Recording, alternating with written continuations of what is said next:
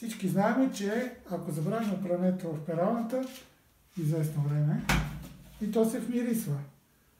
Това се причинява от бактериите, които се развиват в непочистените части от пералната.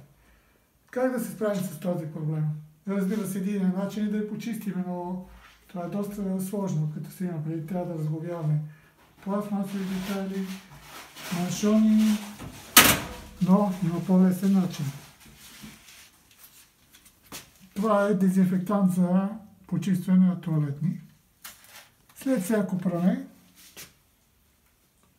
сипваме по една капачка от този хубав разтвор направо в пералната. Затваряме пералната и разтворът действа, убива всички микроби. До следващото пране всичко е готово.